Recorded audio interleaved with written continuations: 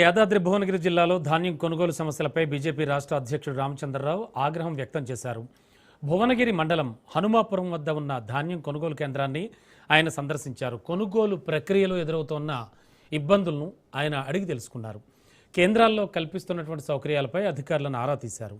నల్గొండ జిల్లా కన్నగల్ మండలంలో ధాన్యం కొనుగోలు ఆలస్యం కారణంగా ఓ రైతు ఆత్మహత్య చేసుకున్న ఘటనపై ఆవేదన వ్యక్తం చేశారు. రైతులు ధైర్యం కోల్పోవద్దని, బీజేపీ అండగా ఉంటుందని భరోసా ఇచ్చారు. ఆయన రాష్ట్ర ప్రభుత్వం రైతులకు ఇచ్చిన హామీలను అమలు చేయడంలో విఫలమైందని విమర్శించారు. ఆయన నెల రోజులుగా ధాన్యం కుప్పలుగా పోసి రైతులు ఎదురు చూస్తున్నారని, కొనుగోళ్లు నత్తనడకన సాగుతున్నాయని అన్నారు. కనీస మద్దతు ధరతో పాటు గన్ని బ్యాగులు, టార్పాలిన్స్ కేంద్ర ప్రభుత్వమే అందిస్తోందని గుర్తు చేశారు. మిల్లర్లు, దళారులు కుమ్మక్కై రైతులను ఇబ్బంది పెడుతున్నారని ఆరోపించారు. వెంటనే ధాన్యం కొనుగోళ్లు వేగవంతం చేయాలంటూ రైతులను ఇబ్బందులకు గురి చేయొద్దంటూ రాష్ట్ర ప్రభుత్వాన్ని ఆయన డిమాండ్ చేశారు.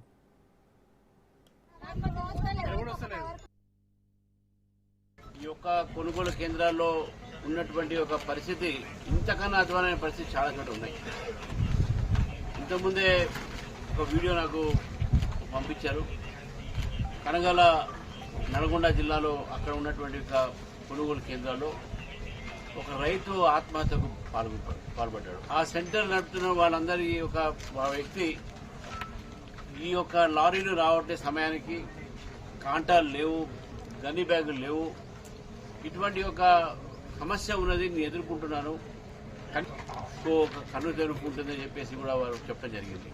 రైతులకు ఒక వాళ్ళ బతుకు వాళ్ళే బతకండి అనేటటువంటిగా ఒక రీతిలో ఈరోజు రైతులు ఇక్కడ ఉన్నారు.